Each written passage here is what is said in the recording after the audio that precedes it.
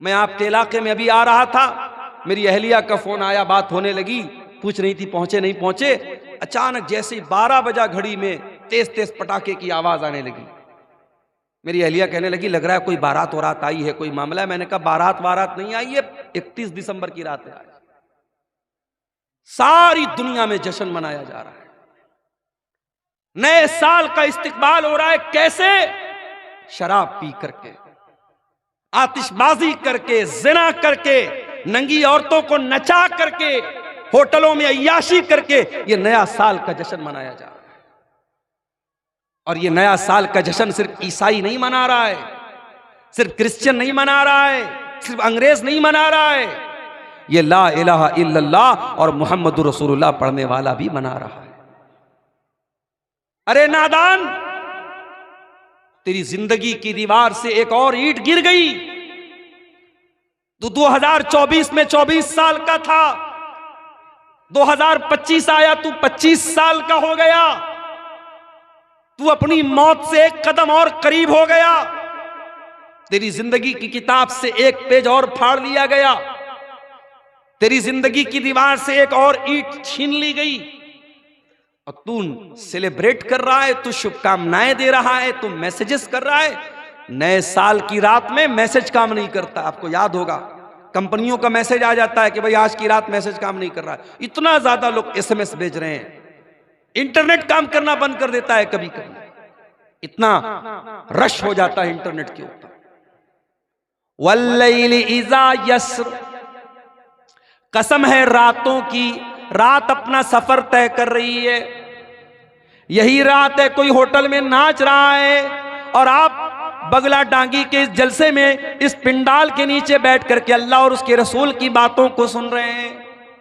کوئی اللہ کا بندہ ایسا بھی ہوگا جو رات کے اس سناٹے میں بیٹھ کر کے اللہ کی بارگاہ میں دعائیں کر رہا ہوگا۔ کوئی اللہ کا بندہ ایسا بھی ہوگا جو تہجد کی نماز پڑھ رہا ہوگا۔ کوئی اللہ کا بندہ ایسا بھی ہوگا جو اپنے گناہوں پر شرمندہ ہو کر کے اللہ سے معافی مانگ رہا ہوگا، اللہ سے توبہ کر رہا ہوگا، اپنے گناہوں پر رو رہا ہوگا۔ واللیل اذا یسر، قسم ہے رات کی جب وہ اپنا سفر طے کرتی ہے، رات چلتی رہتی ہے، رات چل رہی ہے اور رات میں لوگ اپنا اپنا کام کر رہے ہیں۔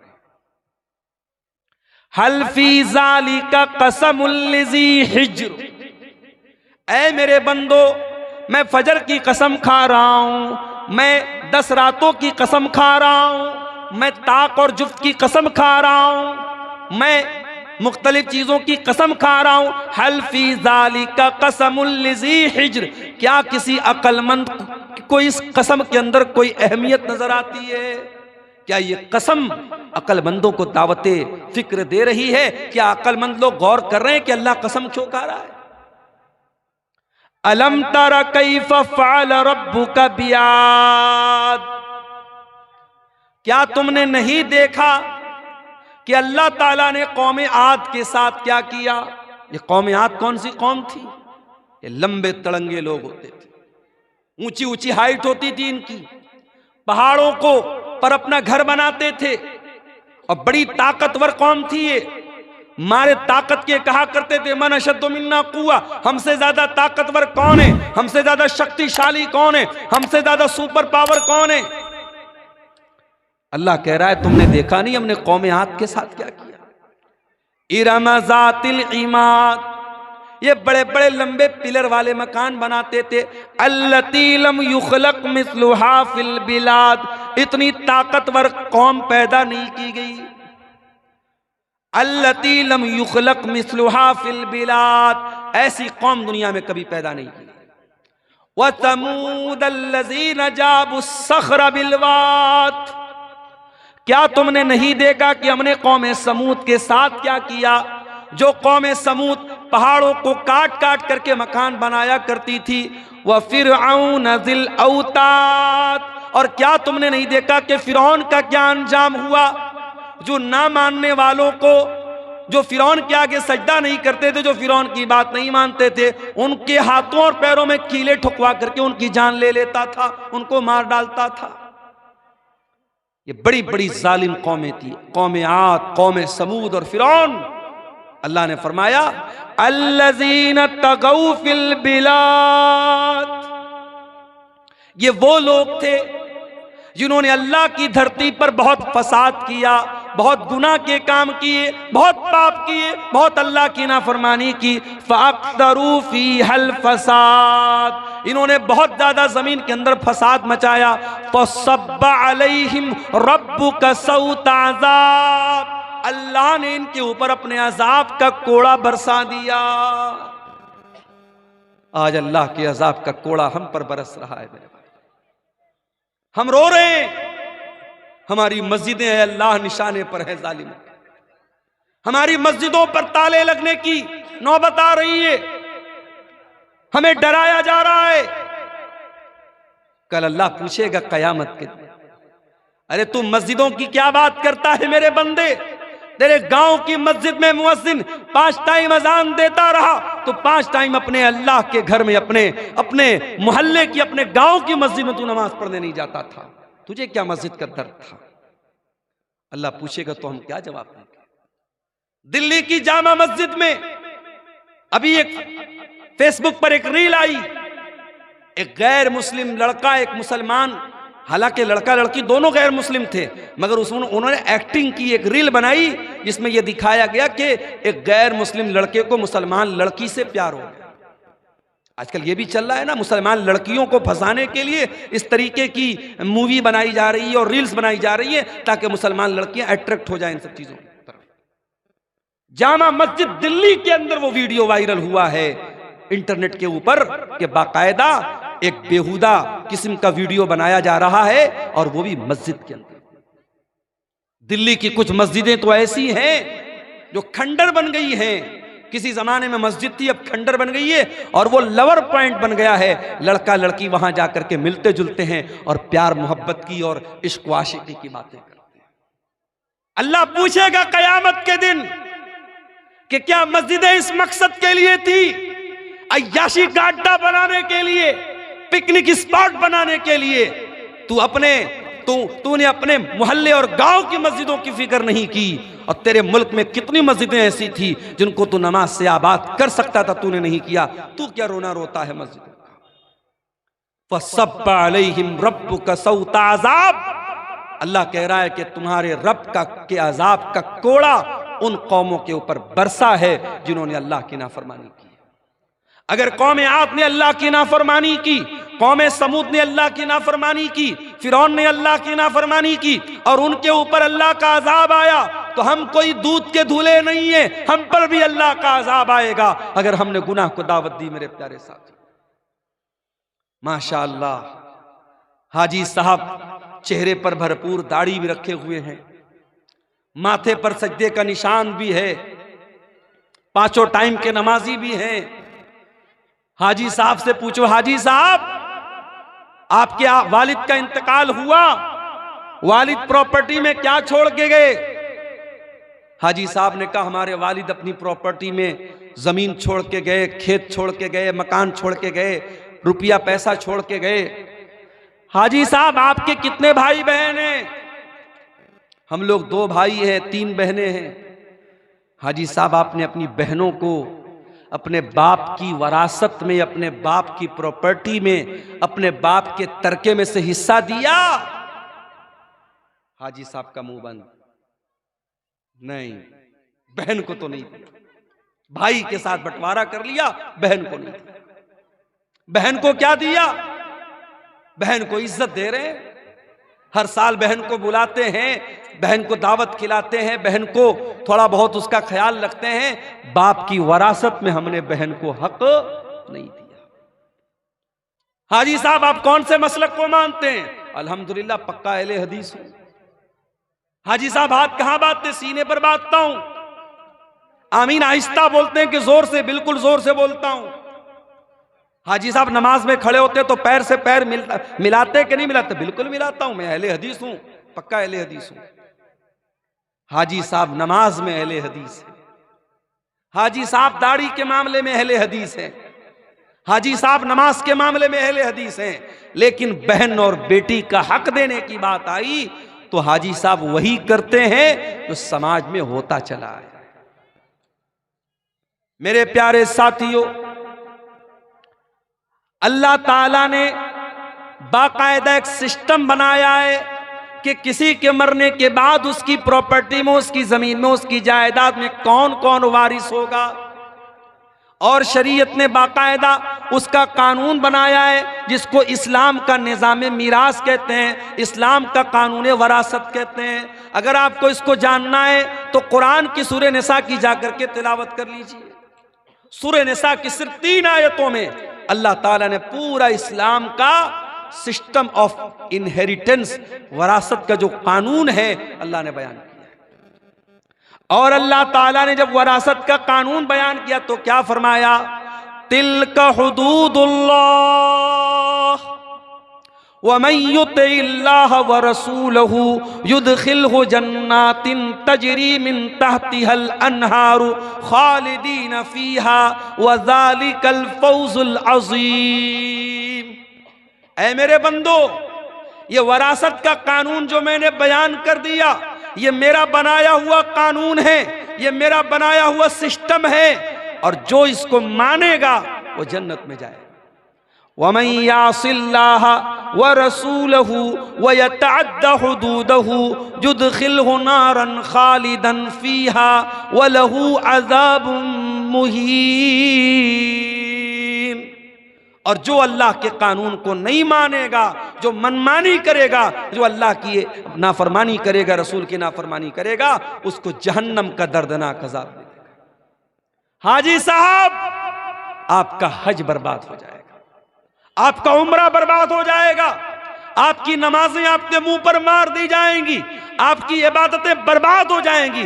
اللہ پوچھے گا تیرے باپ کی پراپرٹی میں تیری بہن کا حق تھا کہ نہیں تھا؟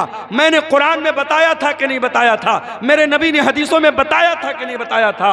حاجی صاحب آپ اللہ کو کیا جواب دیں گے؟ بتاؤ میرے پیارے ساتھیوں، کیا یہ سماج کی کڑوی حقیقت نہیں ہے کہ آج ہم وراثت کے معاملے میں اسلام کو فالو نہیں کرتے؟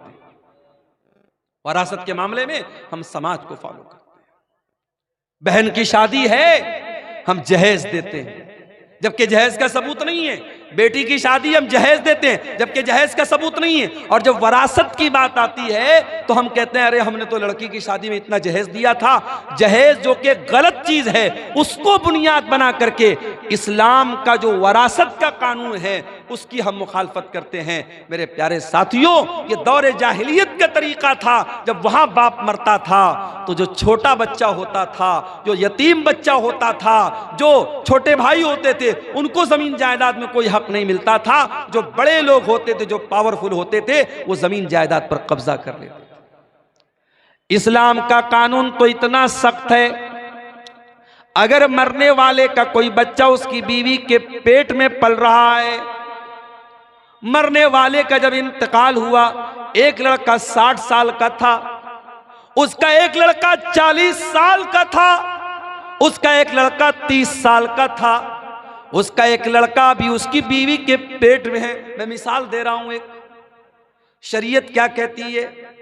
باپ مر گیا، اس کا اگر کوئی بیٹا 60 سال کا بھی ہے، کوئی 40 سال کا بھی ہے، کوئی 30 سال کا بھی ہے، کوئی اس کی بیوی کے پیٹ میں ابھی پل رہا ہے، جب وہ بچہ پیدا ہوگا تو جتنا حصہ 60 سال والے کو ملے گا، جتنا حصہ 30 سال والے کو ملے گا، جتنا حصہ 20 سال والے کو ملے گا، اتنا ہی حصہ، اتنا ہی حق اس بیوی کے پیٹ سے پیدا ہونے والے بچے کو بھی ملے گا۔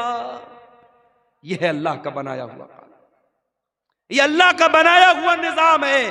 طاقت کے بل پہ اور اپنے جسمانی طاقت کے بل پر کوئی اپنے باپ کی وراثت نہیں پاتا ہے، بلکہ رشتے کی بنیاد پر جو مرنے والے سے جتنا قریب ہے اور جس کا جیسا رشتہ ہے اس حساب سے اس کا حصہ بنتا ہے۔ اور آگے بڑھیے، اسی سماج میں ہم دیکھتے ہیں لڑکی پیدا ہوئی، باپ کی پیشانی پر بل پڑ گئے، یہ لڑکی کہاں سے آ گئی؟ حالات یہ ہیں، گورنمنٹ کی اسکیمیں آتی ہیں، ابھی پرائم منسٹر صاحب کی ایک اسکیم چل رہی ہے سکنیا سمردھی یوجنا، لڑکیوں کے نام پر پیسہ اکٹھا کرو، جب وہ 20 سال کی ہو جائیں، شادی کے قابل ہو جائیں تو آپ کے پاس اچھا خاصا پیسہ ہو جائے۔ یعنی کہیں نہ کہیں سماج میں یہ سوچ موجود ہے کہ لڑکی آئی ہے تو ایک بوجھ بن کے آئی، بیٹی پیدا ہوئی تو ماں باپ کے ماتھے پر بل پڑ گئے، یہ مصیبت کہاں سے آ گئی؟ کل جب یہ لڑکی جوان ہوگی ہمیں اس کی شادی کرنا پڑے گا، اس کے جہیز کا انتظام کرنا پڑے گا۔ اس جہیز کی رسم نے کتنی بچیوں کی میرے پیارے ساتھیوں جان لے لی۔ غریب باپ اپنی بیٹی کے جہیز کا انتظام نہیں کر پا رہا ہے، باپ چنتا میں زندگی گزار رہا ہے، بیٹی چنتا کر رہی ہے کہ میرا باپ کب میری شادی کرے گا۔ بیٹے تو کبھی کبھی کھل کے بول دیتے ہیں باپ سے میری شادی کرائیے، بیٹا کچھ کرے یا نہ کرے، کمائے یا نہ کمائے، شادی کے قابل ہو گیا تو باپ کو جا کے سنا دے گا میری شادی کیوں نہیں کرا رہے۔ بیٹی تو نہیں سناتی نا، بیٹی تو شرماتی ہے۔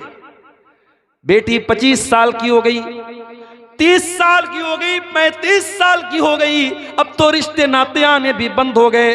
میرے پیارے ساتھیوں، اس جہیز کی رسم کی وجہ سے کتنی لڑکیوں کی جوانی برباد ہو گئی، ان کو رشتے نہیں مل رہے ہیں۔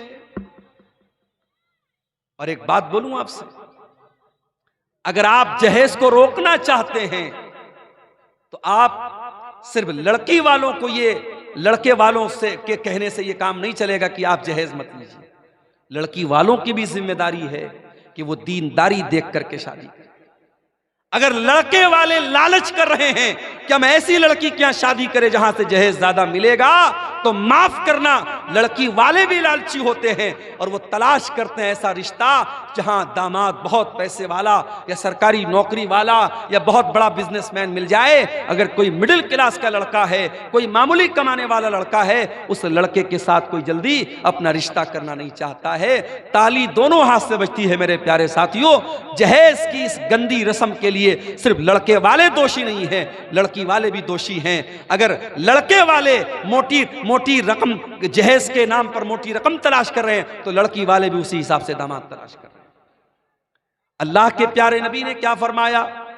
اذا خطب الیکم ممن ترضون دینہ وخلقہ، جب تمہاری لڑکیوں کے لیے ایسا رشتہ آ جائے، لڑکا دیندار ہے، لڑکا بااخلاق ہے، فزوجوہ، تو تم اپنی لڑکی کی شادی اس سے کر دو۔ دیکھو اللہ کے نبی نے 4 بیٹیوں کی شادی کی۔ معلوم ہے آپ کو نبی کی 4 بیٹیاں تھیں۔ سب سے بڑی بیٹی کا نام کیا تھا؟ کوئی بتا سکتا ہے؟ ادھر سے کوئی بتائے نبی کی بڑی بیٹی کا نام؟ بولو بھائی، سو گئے کیا؟ معلوم ہے نبی کی بڑی بیٹی کا نام زینب، نبی کی بڑی بیٹی کا نام زینب، اور داماد کا نام، زینب کے شوہر کا نام بولو، نہیں معلوم؟ کیا تقریر سنتے ہیں آپ لوگ؟ تقریر سن سن کے بوڑھے ہو گئے اور آج تک نبی کی بیٹیوں کا نام نہیں معلوم، نبی کے دامادوں کا نام نہیں معلوم۔ نبی کی بڑی بیٹی کا نام زینب، اور زینب کے شوہر کا نام تھا ابو العاص بن ربی رضی اللہ تعالی۔ نبی کی دوسری بیٹی نام تھا رقیہ، ان کے شوہر کا نام عثمان غنی۔ رقیہ کا انتقال ہو گیا، نبی نے اپنی تیسری بیٹی کی شادی حضرت عثمان سے کر دی۔ تیسری بیٹی کا نام تھا ام کلثوم، ان کی شادی ہوئی حضرت عثمان سے۔ دنیا میں حضرت عثمان اکلوتے ایسے انسان ہیں جن کی شادی میں، جن کے نکاح میں نبی کی 2 بیٹیاں آئی ہیں۔ اور رقیہ، ان کی بھی شادی ہوئی، اور رقیہ کا جب انتقال ہوا تو ام کلثوم کی شادی حضرت عثمان غنی سے۔ اور نبی کی سب سے چھوٹی بیٹی، سب سے چوتھے نمبر کی بیٹی کا نام تھا فاطمہ، ان کی شادی کس سے ہوئی؟ حضرت علی سے۔ میرے پیارے ساتھیوں، نبی نے اپنے بیٹیوں کے رشتے کرنے میں دینداری دیکھی ہے، نبی نے روپیہ پیسہ نہیں دیکھا ہے، نبی نے زمین و جائیداد نہیں دیکھی ہے۔ آپ نے سب سے لاڈلی بیٹی، سب سے چھوٹی بیٹی حضرت فاطمہ کا جب نکاح طے کیا حضرت علی کے ساتھ، حضرت علی کے پاس کچھ بھی نہیں تھا۔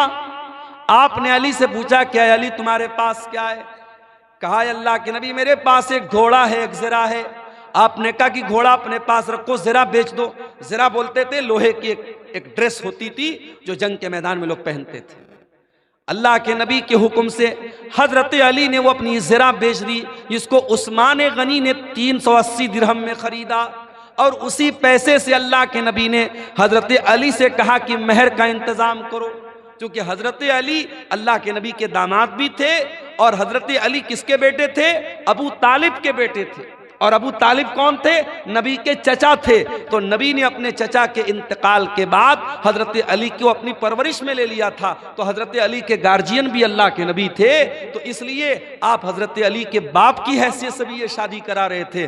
آپ نے حضرت علی سے کہا تو مہر کا انتظام کرو، اور اس کے بعد چونکہ نئی گرستی تھی، نیا گھر بنانا تھا، حضرت علی کے پاس کچھ نہیں تھا، تو اللہ کے نبی نے حضرت علی ہی کے پیسے سے ایک تکیہ خریدا، ایک چادر خریدا، اور ایک پانی کا برتن مشکیزہ، ایسی ضرورت کی 4-5 چیزیں خریدی ہیں۔ کچھ لوگ اس کو جہیز کا نام دیتے ہیں، معاف کیجئے یہ جہیز نہیں تھا، یہ حضرت علی ہی کے پیسے سے اللہ کے نبی نے اس کو لیا تھا اور اپنی بیٹی کو دیا تھا۔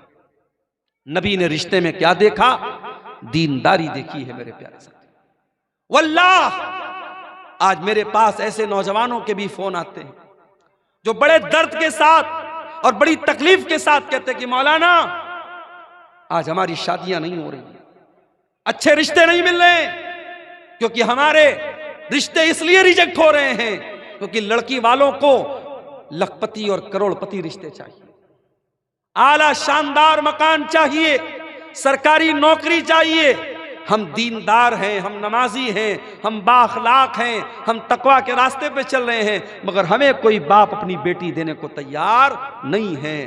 میرے پیارے ساتھیوں، جہیز کی اس گندی رسم کو اگر ختم کرنا ہے تو ہمیں اور آپ کو رشتے ناتے میں دینداری کو لانا پڑے گا۔ اللہ کے نبی کے ایک صحابی تھے، ان کا نام تھا جلیبیب رضی اللہ تعالیٰ عنہ۔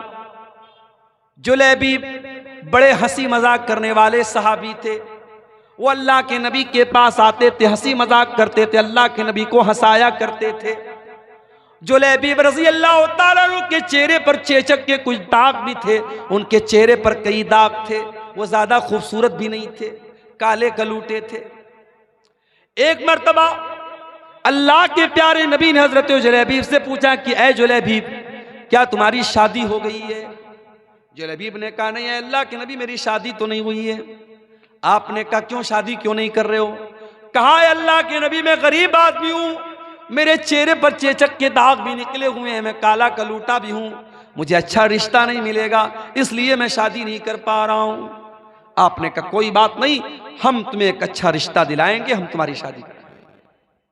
کچھ دنوں کے بعد اللہ کے نبی کے پاس ایک انصاری صحابی آتے ہیں، اے اللہ کے نبی میری بہت خوبصورت ایک بیٹی ہے، میں اپنی بیٹی کے لیے ایک اچھا رشتہ تلاش کر رہا ہوں، میری بیٹی بہت نیک ہے، دیندار ہے، 5 ٹائم کی نمازی ہے، متقی اور پرہیزگار ہے میری بیٹی، اے اللہ کے نبی میں اپنی بیٹی کا نکاح کرنا چاہتا ہوں، اگر کوئی اچھا رشتہ ہو تو بتا دیں۔ آپ نے کہا کہ آپ کی بیٹی کے لیے ایک رشتہ میرے پاس ہے۔ صحابی بہت خوش ہو گئے، کہا اے اللہ کے نبی جلدی بتائیے کس کا رشتہ ہے؟ آپ نے کہا ہم تمہاری بیٹی کی شادی جلیبیب سے کرنا چاہتے ہیں۔ صحابی جانتے تھے جلیبیب کو، صحابی کے ماتھے پر بل پڑ گیا، لیکن چونکہ اللہ کے نبی کی بات تھی اس لیے کچھ کہہ بھی نہیں سکتے تھے۔ کہا اے اللہ کے نبی میں ایک مرتبہ اپنے گھر میں مشورہ کر لیتا ہوں، اس کے بعد آپ کو کوئی جواب دیتا ہوں۔ انصاری صحابی اپنے گھر آئے، بڑے غور سے سننا میرے پیارے ساتھیوں، نبی کے دور میں صحابہ کے دور میں شادیاں کیسے ہوتی تھی اور رشتے کیسے ہوتے تھے، ذرا غور کرنا۔ انصاری صحابی اپنے گھر آئے اور اپنی بیوی سے کہنے لگے کہ اے میری محترمہ، اے میری بیوی، اللہ کے پیارے نبی نے ہمیں ایک رشتہ دیا ہے، ہماری بچی کے لیے، ہماری بیٹی کے لیے ایک رشتہ پیش کیا ہے۔ اس کی بیوی بھی بہت خوش ہو گئی، کہا کس کا رشتہ پیش کیا اللہ کے نبی نے؟ کہا اے میری بیوی اللہ کے پیارے نبی نے ہماری بیٹی کے لیے جلیبیب کا رشتہ پیش کیا ہے۔ وہ عورت بھی جانتی تھی جلیبیب بڑے کالے کلوٹے صحابی ہیں، ان کے چہرے پر داغ ہیں اور وہ غریب بھی ہیں۔ کہا کہ نہیں، ہم نے بڑے اچھے اچھے رشتوں کو ٹھکرا دیا ہے، ہم اپنی بیٹی کی شادی جلیبیب سے نہیں کرائیں گے۔ فیصلہ کر لیا، ماں نے اور باپ نے کہ نہیں ہم یہ رشتہ قبول نہیں کریں گے، ہم لوگ اللہ کے نبی کو جواب دے دیں گے کہ اللہ کے نبی ہمیں یہ رشتہ منظور نہیں ہے۔ باپ جب جانے لگا گھر سے، اندر سے لڑکی آئی، اے میری امی جان، اے میرے ابو جان، ایک منٹ میری بات سن لیجئے، آپ لوگ یہ رشتہ پسند نہیں کر رہے ہیں، لیکن آپ یہ بھول رہے ہیں یہ رشتہ نبی نے پیش کیا ہے، یہ رشتہ ہمارے پاس لانے والے اللہ کے نبی ہیں، ہو سکتا ہے یہ نبی کا رشتہ ہے، نبی نے پیش کیا ہے، ہو سکتا ہے کہ اسی رشتے میں اللہ تعالیٰ نے میرے لیے برکت رکھی ہو۔ اے میرے ابو جان، آپ میری شادی اسی سے کرا دیجئے جس کے ساتھ اللہ کے نبی نے رشتہ پیش کیا ہے، میں تیار ہوں۔ اللہ اکبر۔ اس دور کی عورتیں بھی کیسی ہوتی تھی۔ آج تو کتنے نوجوانوں کا رشتہ جب فوٹو جاتا ہے لڑکی کے پاس اور لڑکی دیکھتی ہے داڑھی والا ہے، نہیں نہیں یہ نہیں چلے گا، میں اس ملا سے شادی نہیں کروں گی، میں اس داڑھی بابا سے شادی نہیں کروں گی۔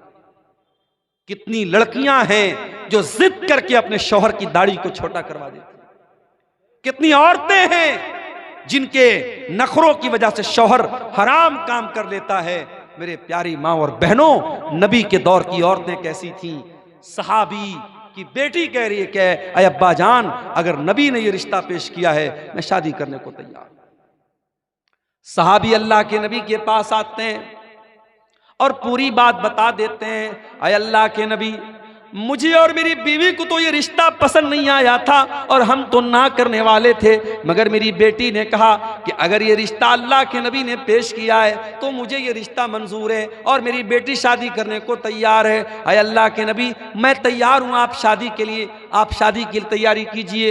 جب نبی نے سنا کہ لڑکی اتنی دیندار ہے اور اتنی اللہ اور اس کے رسول کی بات ماننے والی ہے، آپ نے دعا کی، اللہم بارک لہا فی عیشہا ولا تجعل عیشہا کدن کدا۔ اے اللہ، اس لڑکی کی زندگی میں تو برکتیں عطا فرما دے، اس لڑکی کی زندگی میں کبھی پریشانی نہ آئے۔ کچھ دنوں کے بعد شادی ہوئی اور وہ لڑکی اپنے شوہر کے ساتھ، حضرت جلیبیب کے ساتھ ہنسی خوشی زندگی گزار گئی۔ کچھ دنوں کے بعد اللہ کے نبی صحابہ کے ساتھ ایک جنگ میں جاتے ہیں، اس جنگ میں جلیبیب بھی جاتے ہیں، اور جنگ کے بعد جب شہیدوں کی لاشوں کو رکھا جاتا ہے، حضرت جلیبیب رضی اللہ تعالیٰ عنہ میدان جنگ میں ان کی لاش نہیں ملتی ہے۔ اللہ کے نبی اپنے صحابہ سے کہتے ہیں ذرا تلاش کرو، کہیں نہ کہیں جلیبیب کی لاش بھی ملے گی۔ جلیبیب کی جب لاش ملتی ہے میرے پیارے ساتھیوں، تیروں اور تلواروں کے زخم سے بری ہوئی لاش، 7-8 دشمنوں کے بیچ میں اکیلی لاش جو یہ بتا رہی تھی کہ جلیبیب دشمنوں کے نرغے میں تھے، دشمنوں کے گھیرے میں تھے اور کئی لوگوں سے لڑتے ہوئے وہ اللہ کو پیارے ہوئے تھے۔ اللہ کے نبی نے دیکھا جلیبیب کو، آپ نے کہا یہ میرا نوجوان صحابی ہے، اس نے اللہ کی راہ میں لڑتے لڑتے جان دے دی ہے۔ آپ نے جلیبیب کی لاش کو اٹھایا اور اپنے کندھے پر آپ نے اٹھا کر کے اس کی لاش کو قبر میں آپ نے اتارا۔ دنیا کے جنازے کے لیے چارپائی آتی ہے، دنیا کے جنازے کو لوگ اپنے کندھوں پہ لے کے جاتے ہیں، اور جلیبیب کی لاش کو اللہ کے نبی اپنے کندھے پہ لے کے جا رہے ہیں، اور آپ نے اپنے ہاتھوں سے قبر میں اتارا اور آپ نے دعا کی، اے اللہ میں اس بندے سے راضی تھا اور تو بھی اس سے راضی ہو جا۔ صحابہ کہتے ہیں کہ جلیبیب کی قبر کو دیکھ کر کے اور ان کی لاش کے ساتھ نبی کا معاملہ دیکھ کر کے ہمارے دل میں یہ تمنا پیدا ہوئی کہ کاش یہ ہماری قبر ہوتی اور نبی نے ہمارے لیے دعا کی۔ اور اس کے بعد جب جلیبیب کا انتقال ہو گیا تو ہمیں تاریخ اور سیرت کی کتابیں یہ بتاتی ہیں کہ جلیبیب کی وہ جو بیوہ عورت تھی، جو ان کی بیوہ خاتون تھی، وہ اللہ کی راہ میں صدقہ اور خیرات بہت زیادہ کرتی تھی، جبکہ عام طور سے بیوہ عورتوں کے پاس مال کی قلت ہوتی ہے، مال کی کمی ہوتی ہے، مگر اللہ تعالیٰ غیب سے روزی دیتا تھا اس عورت کو جس عورت نے اپنے شوق اور ارمان کو قربان کیا تھا نبی کی اور اللہ کی اطاعت کرتے ہوئے، جس نے کہا تھا کہ میں جلیبیب کے ساتھ نکاح کرنے کو تیار ہوں، اور جس کے لیے نبی نے دعا کی تھی کہ اللہ تو اس کی زندگی میں برکت عطا فرمانا۔ اس عورت کی زندگی میں واقعی برکت پیدا ہوئی، اور مدینہ میں اگر کوئی بیوہ عورت سب سے زیادہ اللہ کی راہ میں صدقہ اور خیرات کرتی تھی تو صحابہ کہتے ہیں جلیبیب کی بیوہ عورت تھی۔ میرے عزیزوں، میرے بھائیوں، میرے بزرگوں، یہ صحابہ کرام کی سوسائٹی تھی۔ ہم اور آپ ذرا اپنی سوسائٹی کا جائزہ لیں۔ ہمارے یہاں رشتے ناتے میں صرف ہم سامنے والے کی خوبصورتی دیکھتے ہیں، صرف روپیہ پیسہ دیکھتے ہیں، صرف ذات اور برادری دیکھتے ہیں، ہم دینداری نہیں دیکھتے ہیں۔ یہ جہیز کی رسم یہ نہیں ختم ہو سکتی، یہ لالچ نہیں ختم ہو سکتا جب تک ہم رشتے ناتوں کی بنیاد دینداری پر نہیں کریں۔ اسی لیے اللہ کے نبی فرماتے ہیں تنکح المرأۃ لأربع، جب عورت کا نکاح ہوتا ہے 4 چیزیں عورت کے اندر دیکھی جاتی ہیں، لمالہا ولحسبہا ولجمالہا ولدینہا۔ کچھ لوگ عورت کا مال دیکھتے ہیں، کچھ لوگ عورت کا خاندان دیکھتے ہیں، کچھ لوگ عورت کی خوبصورتی دیکھتے ہیں، اور کچھ لوگ عورت کی دینداری دیکھتے ہیں۔ فاظفر بذات الدین، اللہ کے پیارے نبی فرماتے ہیں کہ او لوگو تم دیندار عورت کو اپنے گھر میں لے کر کے آ جاؤ، کامیاب ہو جاؤ گے۔ دیندار عورت کو اپنے گھر میں لے کے آؤ، کامیاب ہو جاؤ گے۔ میرے پیارے ساتھیوں، آج گھروں میں ساس اور بہو کے جھگڑے ہیں، دیورانی جٹھانی کے جھگڑے ہیں، نند اور بھابھی کے جھگڑے ہیں، ہر گھر میں فساد ہے، ہر گھر میں بگاڑ ہے۔ کیوں؟ کیونکہ ہم نے خوبصورتی تو دیکھی ہے، ہم نے لمبا چوڑا جہیز تو ہم نے دیکھ کر کے شادی کر لی، ہم نے دینداری نہیں دیکھی ہے۔ دینداری کو ترجیح دیجئے، دیندار باپ کی دیندار بیٹی کو اپنے گھر میں لائیے، انشاءاللہ برکت ہوگی۔ میرے عزیزوں، آج سماج کی اصلاح کی اگر آپ بات کریں، شادی بیاہ میں آج ہمارے یہاں بہت سارے معاملات گڑبڑ چل رہے ہیں۔ اسی سیمانچل کے علاقے میں مجھے لوگوں نے بتایا باقاعدہ آج بھی کچھ گاؤں ایسے ہیں جہاں شادیوں میں ڈی جے تک بجتا ہے، گانا تک بجتا ہے۔ اور اسی ہندوستان کی سرزمین پر مختلف علاقوں کا دورہ کرتے ہوئے میں نے محسوس کیا ہے کہ ہم مسلمانوں میں شادی بیاہ کو لے کر کے بہت بری بری رسمیں ہیں۔ ابھی ممبئی میں پرسوں میں گیا تھا، جہاں علماء کو ٹھہرنے کا انتظام کیا گیا تھا، ایک میرج ہال تھا، ایک شادی ہال تھا، اوپر علماء کے رہنے کا انتظام کیا گیا تھا، نیچے کوئی شادی ہوئی تھی، مسلمان کی شادی تھی، اور سامنے جہیز، سامنے جو منڈپ لگا ہوا تھا، منڈپ میں دلہن جو ہے سج کر کے سنور کر کے اور لہنگا وغیرہ پہن کر کے اور میک اپ وغیرہ کر کے بیٹھی ہوئی تھی، اور رشتہ دار سب آ رہے ہیں، مرد بھی آ رہے ہیں، عورتیں بھی آ رہی ہیں، اور سب اس کو دیکھ رہے ہیں۔ یہ بہت سارے علاقوں میں یہ چلتا ہے کہ دلہن کو باقاعدہ مرد حضرات بھی آ کر کے دیکھتے ہیں اور منہ دکھائی تک دیتے ہیں۔ میرے پیارے ساتھیوں، یہ رسمیں اسلام کے اندر نہیں ہیں۔ اسلام بڑا پاکیزہ مذہب ہے، اسلام بڑا صاف ستھرا مذہب ہے۔ ہم نے رسم و رواج کے ذریعے شادی بیاہ کے اس بندھن کو بہت ہی ناپاک بنا ڈالا ہے میرے ساتھ۔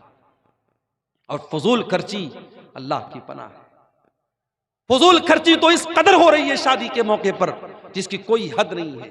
کوئی بارات پر پیسے لٹا رہا ہے، کوئی اپنی بیٹی کو سونے سے تول رہا ہے، کوئی باراتیوں پر نوٹوں کی گڈیاں برسا رہا ہے، کوئی آتش بازی پر پانی کی طرح پیسے خرچ کر رہا ہے۔ وہ امت جس کے بچے آج بھوکے پیاسے تڑپ رہے ہیں، جس کے غریب بچے آج پیسے کی کمی کی وجہ سے اپنی پڑھائی پوری نہیں کر پا رہے ہیں، جس امت کی کتنی غریب لڑکیاں شادی کا انتظام نہ ہونے کی وجہ سے شادی نہیں کر پا رہی ہیں، اس امت میں پیسے والے لوگ اپنی لڑکے اور لڑکیوں کی شادی پر بے تحاشا پیسے خرچ کرتے ہیں۔ میرے پیارے ساتھیوں، یہ مال اللہ کی امانت ہے، اللہ پوچھے گا یہ مال ہم نے تم کو دیا تھا، میں نے تم کو اس لیے دیا تھا تاکہ تم صحیح راستے پر خرچ کرو، تم نے مال کو فضول خرچی میں اور ناجائز جگہوں پر کیوں خرچ کیا؟ میرے پیارے ساتھیوں، ہمیں اس کا جواب دینا پڑے گا۔ اور آگے بڑھیے، سماج کی اگر اصلاح کرنا ہے، سماج کو اگر سدھارنا ہے، اپنے عقیدے کی اصلاح کرنا بھی بہت ضروری ہے میرے پیارے ساتھیوں۔ جس سماج کے اندر عقیدہ درست نہیں ہوگا، توحید درست نہیں ہوگی، جس سماج کے اندر قبروں پر سجدہ کیا جائے گا، جس سماج میں تعویذ اور گنڈا پہنا جائے گا، جس سماج میں بلی کے آگے سے گزرنے پر بائک کو اور گاڑی کو بریک لگا دیا جائے گا، جس سماج میں توحید کا کوئی نام و نشان نہ ہوگا، میرے پیارے ساتھی، وہ سماج کبھی نہیں سدھر سکتا ہے۔ ہم اور آپ مسلمان ہیں، اور مسلمان کا مطلب یہ ہوتا ہے وہ لا الہ الا اللہ اور محمد رسول اللہ کا کلمہ پڑھنے والا ہوتا ہے۔ ہمارے دین کی بنیاد توحید پر ہے۔ جب تک ہماری توحید صحیح نہیں ہوگی، ہمارا کوئی بھی عمل اللہ تعالیٰ کیا قبول نہیں ہوگا۔ توحید جب تک درست نہیں ہے، اللہ کیا کوئی نیکی ہماری قبول نہیں ہوگی۔ اللہ کے نبی کے آنے کے پہلے مکہ میں ایک آدمی رہتا تھا جس کا نام عبداللہ بن جدعان تھا۔ بہت نیک انسان تھا، غریبوں کو کھانا کھلایا کرتا تھا، حاجیوں کی خدمت کیا کرتا تھا، حاجیوں کو پانی پلایا کرتا تھا۔ عبداللہ بن جدعان مر گیا۔ حضرت عائشہ نے اللہ کے نبی سے پوچھا، اے اللہ کے نبی، عبداللہ بن جدعان تو بڑا نیک انسان تھا، اتنی غریبوں کی مدد کیا کرتا تھا، دان پنیہ کا کام کیا کرتا تھا، خیرات کیا کرتا تھا، اے اللہ کے نبی کیا عبداللہ بن جدعان کو اس کی نیکی قیامت کے دن کام دے گی؟ کیا وہ اللہ تعالیٰ کے جنت میں داخل ہو جائے گا؟ کیا وہ جہنم کے عذاب سے بچ جائے گا؟ اللہ کے نبی نے فرمایا کہ نہیں اے عائشہ، عبداللہ بن جدعان کی نیکی اس کے کوئی کام نہیں آئے گی۔ اے عائشہ، عبداللہ بن جدعان نے کبھی یہ نہیں کہا تھا رب اغفر لی خطیئتی یوم الدین، اے میرے پروردگار تو مجھے قیامت کے دن اپنے عذاب سے بچا لینا۔ نہ وہ قیامت کے دن کو مانتا تھا، نہ اللہ تعالیٰ کی توحید کو مانتا تھا۔ میرے پیارے ساتھیوں، جب تک توحید ہمارے اندر نہیں ہوگی، جب تک ایمان ہمارا ٹھیک نہیں ہوگا، تب تک اللہ تعالیٰ کی ہماری کوئی بھی نیکی قبول نہیں ہوگی۔ ابھی موبائل پر فیس بک ایسے ہی کھولا میں نے، ایک مولوی چلا چلا کے تقریر کر رہا تھا کہ خانہ کعبہ غوث اعظم کے گھر کا طواف لگاتا ہے۔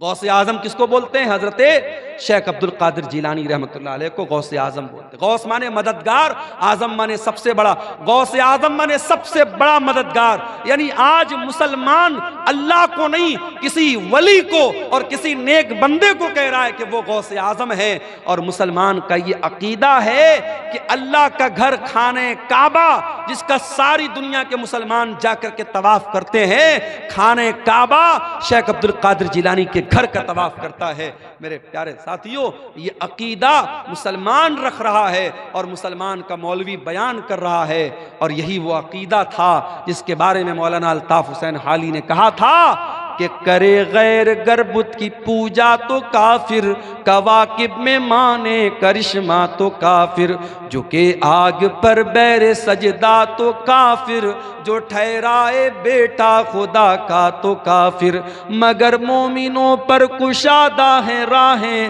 پرستش کریں شوق سے جس کی چاہیں، نبی کو جو چاہیں خدا کر دکھائیں، اماموں کا رتبہ نبی سے بڑھائیں، مزاروں پہ جا جا کے نظریں چڑھائیں، شہیدوں سے جا جا کے مانگے دعائیں، نہ توحید میں کچھ کمی اس سے آئے، نہ اسلام بگڑے نہ ایمان جائے۔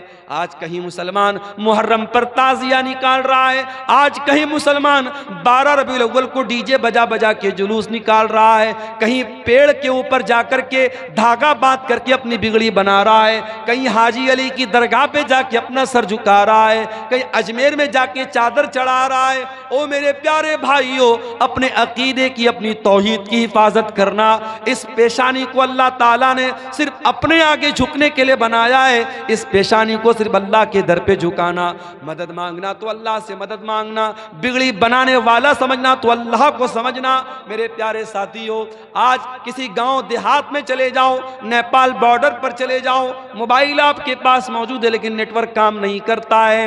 میں ابھی نیپال کے علاقے میں، بالکل بارڈر کے قریب کے علاقے میں گیا، جیو کا نیٹ ورک میرے موبائل پر نہیں آ رہا تھا۔ ساتھیوں نے بتایا کہ مولانا ایئرٹیل کا نیٹ ورک ہوگا تو شاید یہاں کام کرے گا، کہیں کہیں وہ بھی نیٹ ورک کام نہیں کرتا ہے۔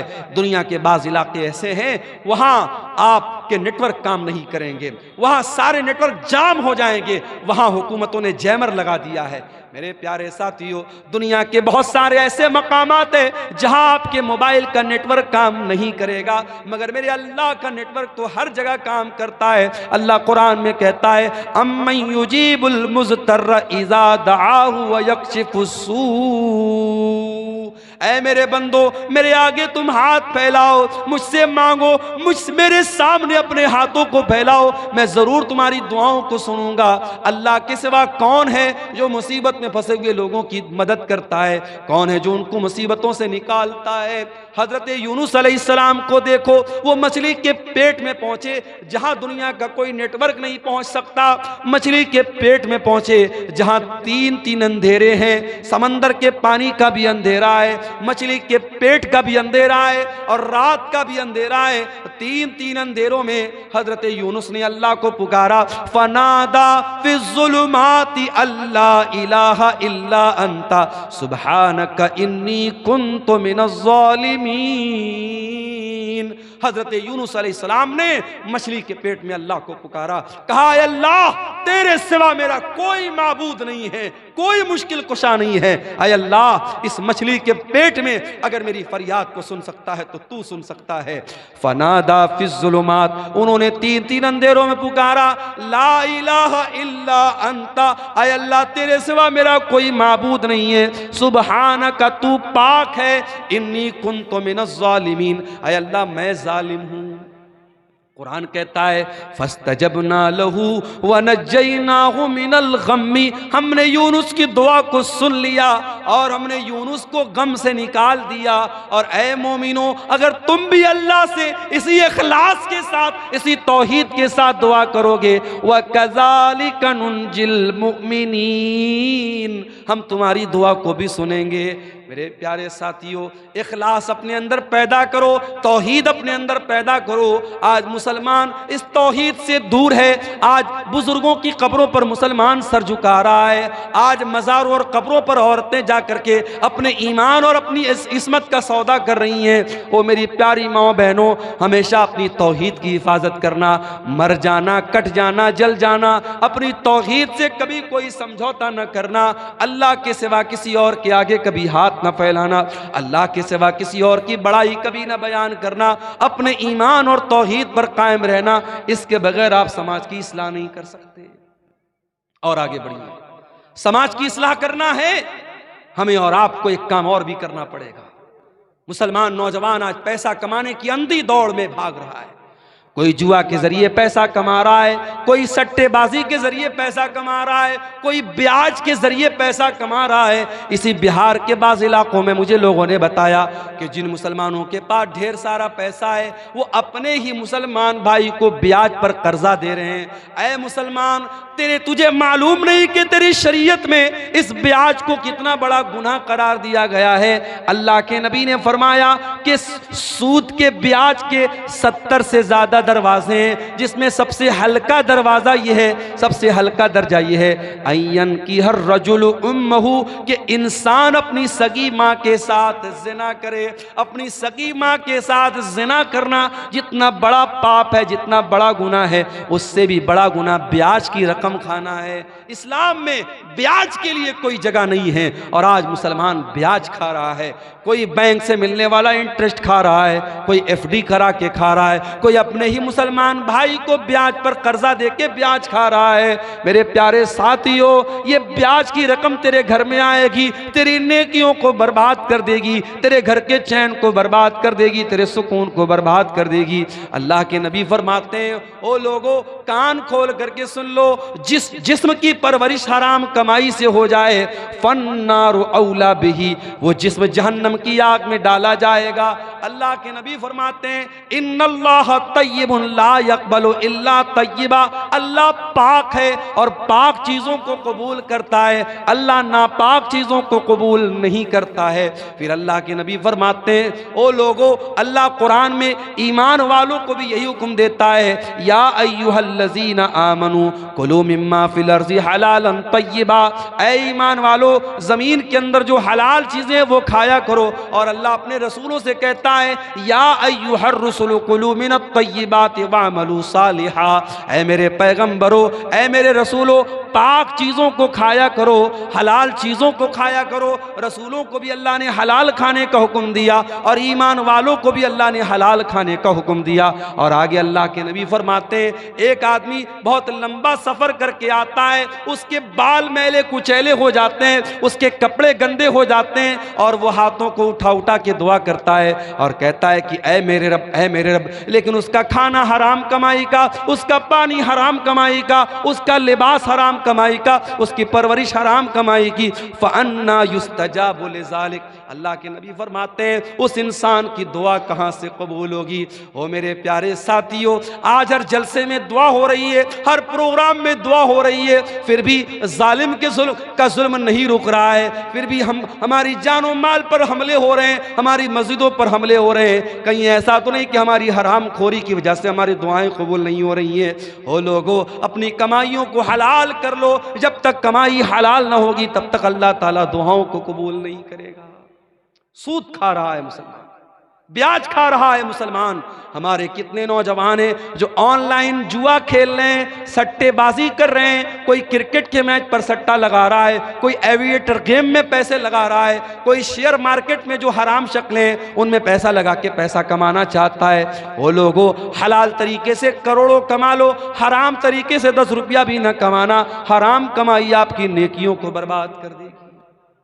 और आगे बढ़िए, समाज की इस्लाह अगर करनी है, अपनी औरतों की भी इस्लाह करना बहुत जरूरी है। वो मेरी प्यारी माँ बहनों, जिस इस्लाम के अंदर आपको ये हुक्म दिया गया, वह करना फी बुयूतिकुन्ना, ऐ औरतों तुम अपने घर में इज्जत के साथ रहा करो।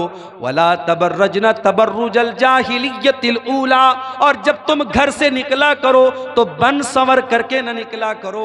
ओ मेरी प्यारी माँ बहनों, आप नमाज पढ़ने के लिए घर से निकलें, आप जुमा की नमाज पढ़ने के लिए घर से निकलें, आप तरावी की नमाज पढ़ने के लिए घर से निकलें। अल्लाह के नबी फरमाते हैं, अगर कोई औरत घर से नमाज पढ़ने के लिए निकली है और ऐसी खुशबू लगा करके निकली है कि वो खुशबू गैर मर्दों तक पहुंच रही है, अल्लाह के नबी फरमाते हैं कि जब तक वो औरत वापस जा करके वो वाला गुस्ल न करे जो नापाकी की हालत में किया जाता है, जो जनाबत की हालत में किया जाता है, यानी मुकम्मल गुस्ल न कर ले, तब तक उस औरत की नमाज अल्लाह ताला कबूल नहीं करेगा। मेरी प्यारी माँ बहनों, जो इस्लाम आपको नमाज पढ़ने के लिए खुशबू लगा कर आने की इजाजत नहीं देता, वो किसी मेले ठेले में जाने के लिए, किसी बाजार में जाने के लिए, किसी जगह घूमने फिरने के लिए अपने आप को सजा संवार करके। और आज जब से कोरोना का दौर आया, हमने इसी कटिहार और सीमांचल और अररिया के इलाके में देखा कि पहले जो लड़कियां पूरा नकाब लगाया करती थी, जो पहले लड़कियां पूरा हिजाब लगाया करती थी, अब हिजाब को तो छोड़ दिया गया। अब बहुत करती हैं तो क्या करती हैं, कपड़ा तो वही नॉर्मल पहने हुए हैं, वही नॉर्मल कपड़ा पहने हुए हैं, बस चेहरे के ऊपर एक मास्क लगा लिया और मास्क को समझ लिया कि ये पर्दे का अल्टरनेट हो गया। मेरी प्यारी माँ बहनों, ये मास्क लगा करके आपने अपने पर्दे का जनाजा तो खुद निकाल दिया है। ओ मेरी प्यारी बहनों, अपनी खूबसूरती को दुनिया के सामने नुमाया न करो। तुम्हें अल्लाह ताला ने पर्दे में रहने का हुक्म दिया है। अल्लाह कहता है, ऐ नबी अपनी बेटियों से कह दो, ऐ नबी अपनी बीवियों से कह दो, ऐ नबी तमाम मुसलमान औरतों से कह दो कि जब वो अपने घर से निकला करें, युदनीना अलैहिन्ना मिन जलाबीबिहिन्ना, वो अपने ऊपर चादर डाल लिया करें, वो अपने ऊपर पल्लू डाल लिया करें, वो अपने ऊपर नकाब डाल लिया करें। ज़ालिका अदना अन युरफ़ना फला यूज़ैन, ये ज्यादा बेहतर है कि उससे उनको पहचान लिया जाएगा। अच्छा, आज क्या होता है, मदरसे में पढ़ने वाली लड़की है तो वो नकाब में रहेगी, स्कूल में पढ़ने वाली लड़की है तो वो क्या करेगी, मास्क लगा के घूमेगी या मास्क भी नहीं लगाएगी। यानी लड़की का कपड़ा बता रही है मदरसे वाली लड़की है ये स्कूल वाली लड़की है। मेरी प्यारी माँ और बहनों, आपकी बेटी कॉलेज में पढ़े, इस्लाम को कोई आपत्ति नहीं है। आपकी लड़की स्कूल में पढ़े, इस्लाम को कोई एतराज नहीं है। आपकी लड़की डॉक्टर बने, अल्लाह और उसके रसूल ने मना न किया है। मगर मेरी प्यारी बहनों, आप कहीं भी जाओ अपनी पहचान को न मिटाना। और मैं ऐसी भी अपनी बहनों को जानता हूं, कॉलेज वो जा रही हैं, सर से पैर तक नकाब में जा रही हैं, अपनी क्लास में अपने टीचर के सामने भी वो नकाब में रहती हैं। मैं ऐसी मुसलमान लड़कियों को भी जानता हूं, उनके कॉलेज में जब डिग्री दी गई, जब गोल्ड मेडल दिया गया और गोल्ड मेडल देने के टाइम उनसे कहा गया कि जब तक आप अपने चेहरे का नकाब नहीं उतारेंगी हम आपको गोल्ड मेडल नहीं देंगे। उस मुसलमान लड़की ने गोल्ड मेडल लेने से इनकार कर दिया, उस लड़की ने डिग्री लेने से इनकार कर दिया, मगर अपने चेहरे को दुनिया के सामने नकाब को खोलना गवारा न किया। ओ मेरी प्यारी बहनों, ऐसी दीनदार बहनों की आज जरूरत है। एक बात बोलूं, सोशल मीडिया पर नकाब का बहुत मजाक उड़ाया जाता है, कभी जाके देखिएगा। नकाब के बारे में बड़े गंदे गंदे कमेंट्स होते हैं सोशल मीडिया पर। जो इस्लाम के दुश्मन हैं वो नकाब का बहुत मजाक उड़ाते हैं। इसलिए मेरी प्यारी बहनों, आपसे एक अनुरोध करना चाहता हूं, एक रिक्वेस्ट करना चाहता हूं, जब नकाब पहन करके कटिहार जाओ, अररिया जाओ, किशनगंज जाओ, बहादुरगंज जाओ, किसी एयरपोर्ट पर जाओ, स्टेशन पर जाओ, कहीं पर भी जाओ, ऐ मेरी बहनों, ये नकाब सिर्फ एक कपड़े का टुकड़ा नहीं है। याद रखना, ये नकाब اسلام کی پہچان ہے، یہ تمہارے کلچر کی پہچان ہے، تمہارے سنسکرتی کا ایک حصہ ہے۔ یہ نقاب بتاتا ہے کہ تم مسلمان لڑکی ہو، تم مسلمان گھر کی لڑکی ہو۔ اس نقاب کی لاج رکھنا، اس نقاب کا سمان گرنے نہ دینا۔ اے میری بہنوں، نقاب میں رہ کر کے کوئی ایسا کام نہ کرنا جو تمہیں شوبھا نہ دیتا ہو۔ یہ نقاب بتاتا ہے تم عزت دار گھرانے کی ہو، کوئی ایسا کام نہ کرنا۔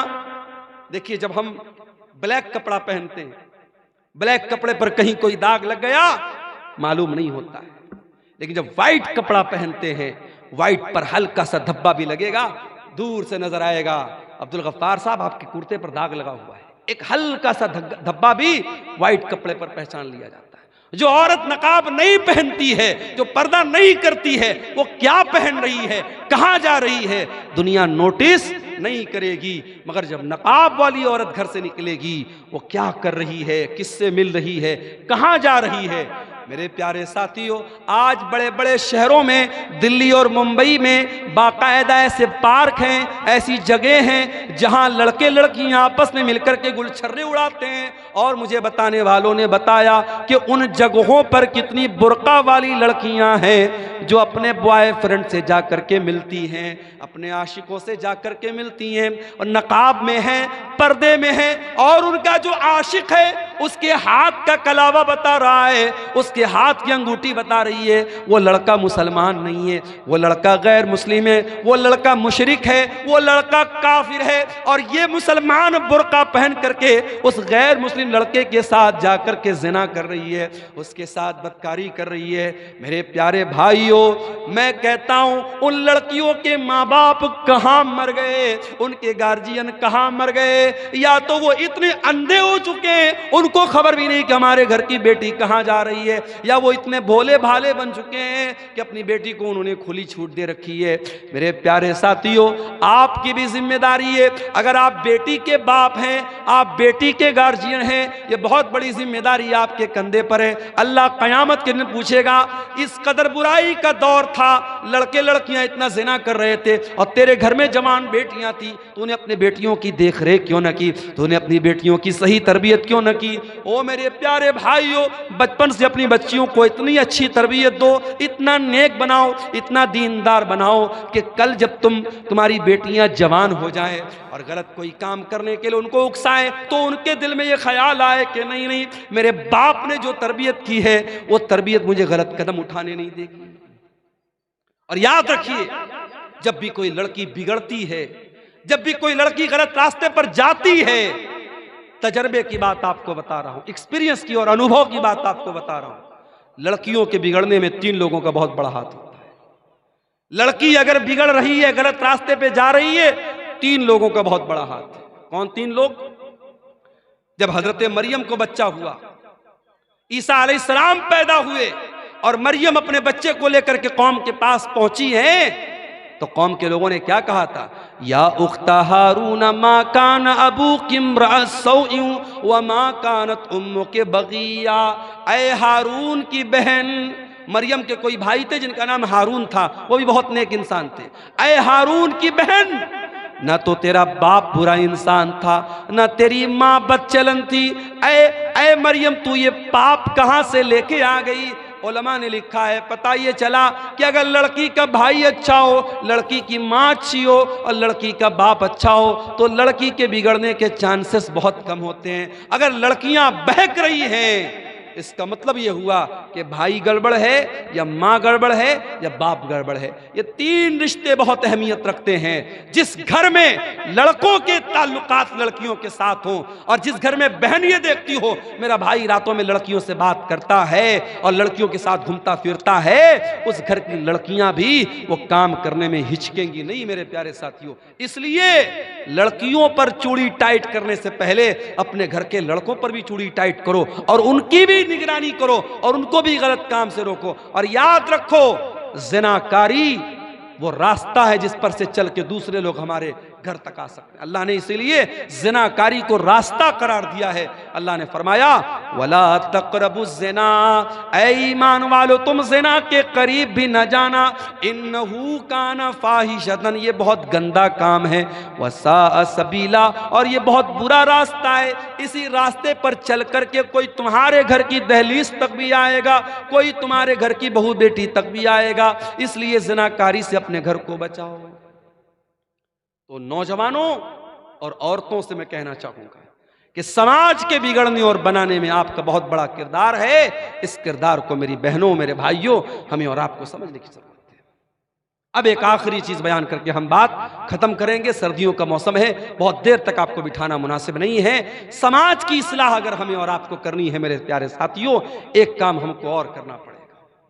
آپ جانتے ہیں اسی بہار میں اسکولوں اور مدرسوں میں مجھے بھائیوں نے بتایا کہ بڑی سختی ہو گئی ہے۔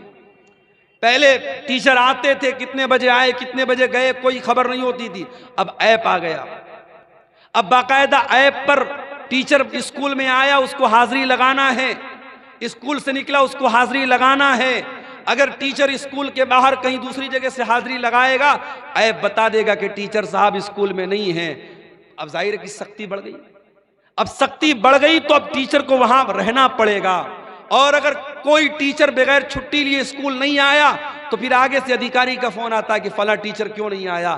اتنی سختی ہے تو سارے ٹیچر ٹائم سے آ رہے ہیں، سارے ٹیچر ٹائم سے جا رہے ہیں۔ جب سختی ہوتی ہے، یا یہ کہہ لیجئے کہ جب یہ احساس ہوتا ہے کہ ہمیں اوپر والے کو جواب دینا پڑے گا، انسان آٹومیٹک ڈسپلن میں آ جاتا ہے۔ میرے پیارے ساتھیوں، ہم سے اوپر اور سب سے اوپر ایک ذات ہے، اور وہ اللہ کی ذات ہے، اور وہ ہر منٹ، ہر پل، ہر لمحہ ہم کو دیکھ رہی ہے۔ دنیا والے ہماری ریکارڈنگ کریں یا نہ کریں، اللہ تبارک و تعالی ہمارے ایک ایک عمل کو ریکارڈ کر رہا ہے۔ اور اللہ کی ریکارڈنگ کا سسٹم اتنا مضبوط ہے کہ اللہ کی ریکارڈنگ کا کیمرہ کبھی آف ہونے والا نہیں ہے، وہ 24/7 آن ہے۔ اللہ کے فرشتے ہر لمحہ ریکارڈ کر رہے ہیں۔ اللہ قرآن میں کہتا ہے وَإِنَّ عَلَيْكُمْ لَحَافِظِينَ كِرَامًا كَاتِبِينَ يَعْلَمُونَ مَا تَفْعَلُونَ، اے میرے بندو تمہارے اعمال کو ہمارے فرشتے ریکارڈ کر رہے ہیں، تمہاری ایک ایک حرکت کو وہ نوٹ کر رہے ہیں، ایک ایک چیز کو وہ نوٹ کر رہے ہیں، اور اللہ تبارک و تعالیٰ خود ہمارے ایک ایک عمل کو دیکھ رہا ہے۔ ان ربک لبالمرصاد، اللہ نگرانی کر رہا ہے۔ اللہ تبارک و تعالیٰ تمہارے ایک ایک حرکت پر اللہ کی نظر ہے، اور جب تم راستہ چلتے ہو، جب تم راستے میں جاتے ہو، تمہاری آنکھیں کہاں جا رہی ہیں، تم کیا دیکھ رہے ہو، کیا بول رہے ہو، اللہ تعالیٰ تمہاری آنکھوں کے اشارے کو بھی جانتا ہے۔ یعلم خائنۃ الاعین وما تخفی الصدور، اللہ تعالیٰ تمہاری آنکھوں کی چوری کو بھی جانتا ہے، اور تمہارے دل میں کیا چھپا اللہ وہ بھی جانتا ہے۔ اس لیے میرے پیارے ساتھیوں، اگر اللہ کے سامنے کھڑے ہونے کا ڈر نہیں پیدا ہوگا، اللہ کے سامنے جواب دینے کا ڈر پیدا نہیں ہوگا، یہ کرپشن نہیں رک سکتا، یہ بھرشٹاچار نہیں رک سکتا، یہ برائی نہیں رک سکتی۔ آج بہار میں BPSC کی پریچھا ہوئی اور اس کے بعد پیپر لیک ہونے کی خبر آئی۔ آج پٹنہ میں تمام اسٹوڈنٹ دھرنے پر بیٹھے ہوئے، کیوں یہ ہو رہا ہے؟ یہ بار بار پریچھائیں کیوں لیک ہو رہی ہیں؟ یہ بھرشٹاچار کیوں ہو رہا ہے؟ کیونکہ 4 پیسوں کے لیے آج انسان لالچ میں پڑ جاتا ہے، اور یہ نہیں سوچتا ہے کہ میرے اس بھرشٹاچار سے لاکھوں اسٹوڈنٹس کا اور لاکھوں لوگوں کے مستقبل کا جو ہے اس کے اوپر سوالیہ نشان لگ سکتا ہے۔ میرے پیارے ساتھیوں، اگر بھرشٹاچار کو روکنا ہے، اگر کرپشن کو روکنا ہے، اگر چوری کو روکنا ہے، اگر گنڈا گردی کو روکنا ہے، اگر حرام خوری کو روکنا ہے، تو ہمیں اور آپ کو اپنے دل میں آخرت کا ڈر اور اللہ کے سامنے جواب دہی کا ڈر ہمیں اپنے اندر پیدا کرنے کی ضرورت ہے۔ میرے پیارے ساتھیوں، یہ پروگرام اس علاقے کے ایک مدرسے کا پروگرام ہو رہا ہے۔ میں آپ سے یہ بھی اپیل کروں گا کہ اس طریقے کے پروگرام جب ہوتے ہیں اور آپ سے بار بار یہ اپیل کی جاتی ہے کہ آپ اس ادارے کو چندہ دیں، دان دیں، تعاون کریں، تو آپ یہ مت سمجھیے کہ ہماری جیب ڈھیلی کرنے کے لیے یہ کہا جا رہا ہے، بلکہ یہ بھی آپ کو ایک طریقے سے موقع دیا جا رہا ہے کہ آؤ اپنے نام اعمال میں کچھ نیکیوں کو بڑھا لو، اپنی آخرت کی کچھ تیاری کر لو، اپنے آپ کو جہنم کی آگ سے بچا لو۔ اللہ کے نبی فرماتے ہیں اتقوا النار ولو بشق تمرہ، جہنم کی آگ سے اپنے آپ کو بچاؤ، اللہ کی راہ میں ایک کھجور کا ٹکڑا دے کر کے بھی اگر تم جہنم کی آگ سے اپنے آپ کو بچا سکتے ہو تو بچا لو۔ میرے پیارے ساتھیوں، اس طریقے کے پروگرام جہاں اداروں کے تعاون کے لیے آپ کو بلایا جائے، آپ اس کو ایک فارمیلٹی کا حصہ نہ سمجھیں، ایک اوپچارکتا نہ سمجھیں، بلکہ آپ یہ سمجھیں کہ ہماری آخرت کو بنانے کے لیے یہ پروگرام کیا جا رہا ہے۔ اور میرے پیارے ساتھیوں، آخر میں میں یہی کہوں گا کہ ہم سب جب تک اپنے اندر آخرت کا ڈر پیدا نہیں کریں گے، اللہ کے سامنے جواب دہی کا احساس ہم پیدا نہیں کریں گے، حالات نہیں بدل سکتے ہیں، سماج نہیں سدھر سکتا ہے۔ اللہ تعالی ہم سب کو اس کی توفیق عطا فرمائے۔ یہ ایک دو سوالات آئے ہیں، ان کا جواب دے کے ہم بات ختم کرتے ہیں۔ قبرستان کی زمین میں جنازے کی نماز ہوگی یا نہیں؟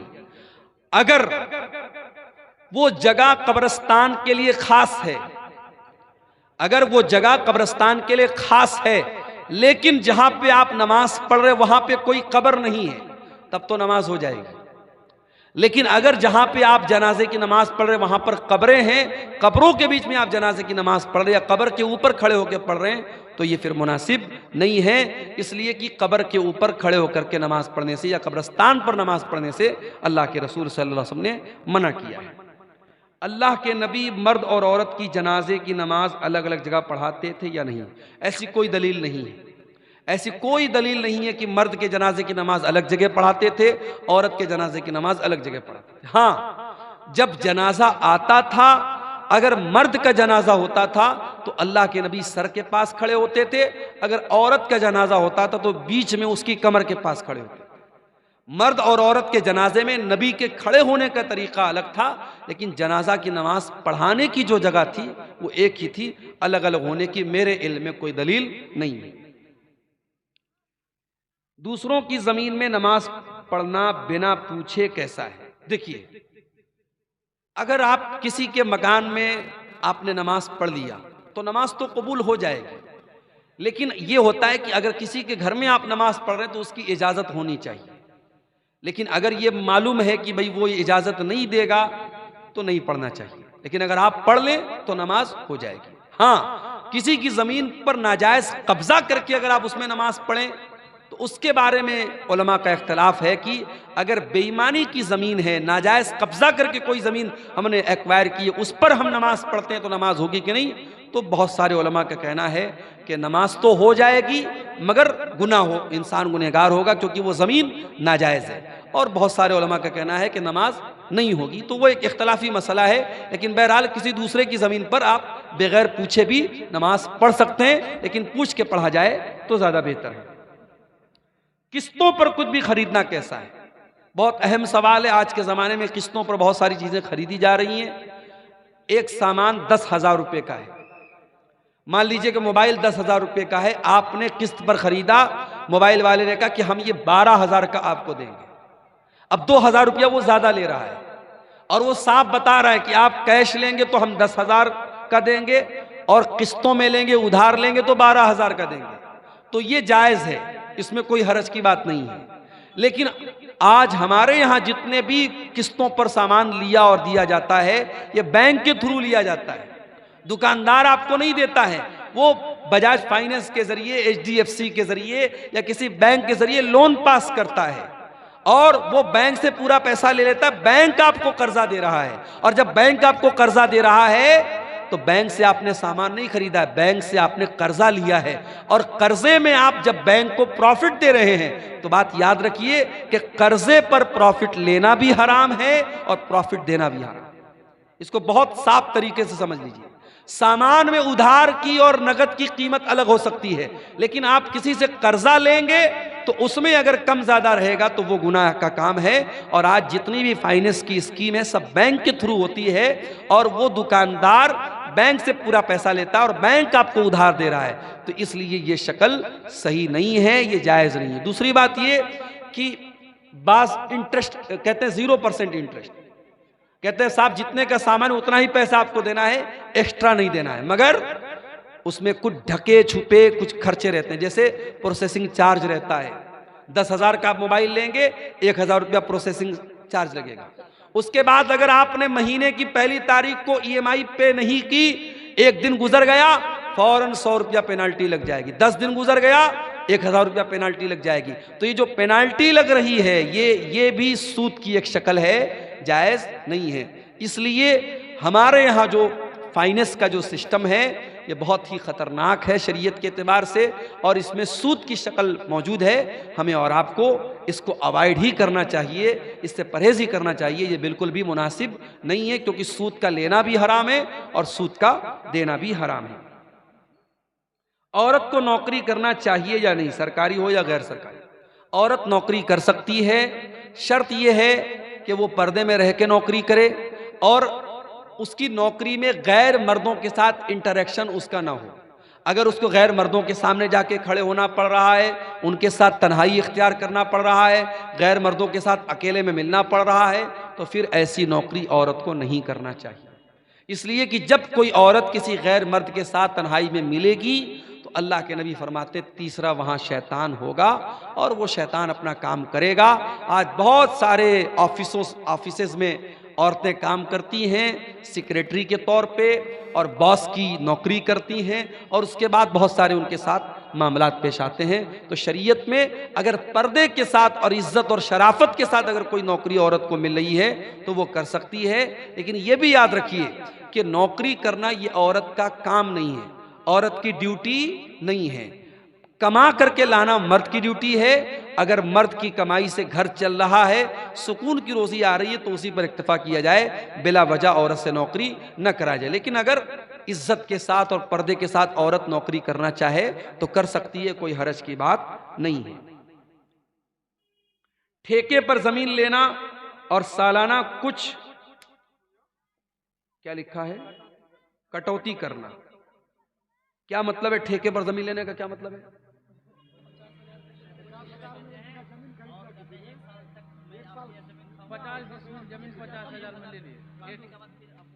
نہیں یہ غلط شکل ہے نا. دیکھیے سیدھی سی بات ہے، آپ کی زمین ہے، میں پیسہ دے کر کے زمین لے رہا ہوں، تب تو ٹھیک ہے.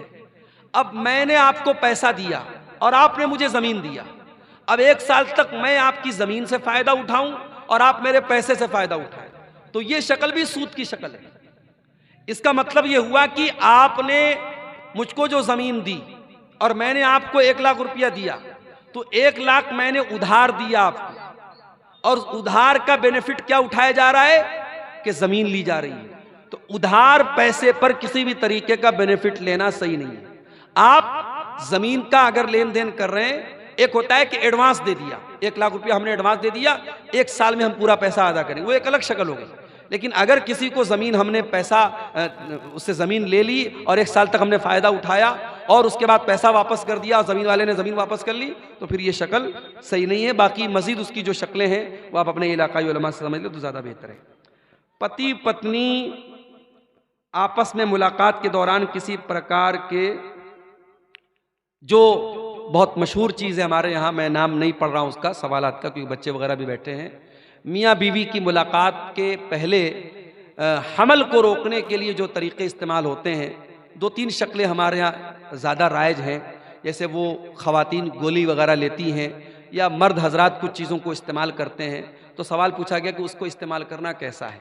تو دیکھیے اب ظاہر ہے کہ اللہ کے رسول کے دور میں یا صحابہ کے دور میں تو یہ چیزیں نہیں تھیں، لیکن اس دور میں بھی پریگنینسی نہ ہو، حمل نہ ہو، اس کے لیے کچھ طریقے اپنائے جاتے تھے. ایک طریقہ تھا عزل کا طریقہ. تو عزل کا جو طریقہ تھا اس میں یہ تھا کہ مرد جو ہوتا تھا وہ یعنی یہ نوبت ہی نہ پیدا ہو کہ پریگننسی کا کوئی معاملہ پیش آئے، وہ ایسا طریقہ اپناتا تھا. تو اللہ کے نبی صلی اللہ علیہ وسلم نے اس کو حرام قرار، آپ نے کہا بچو تو بہتر ہے، لیکن آپ نے حرام قرار نہیں دیا.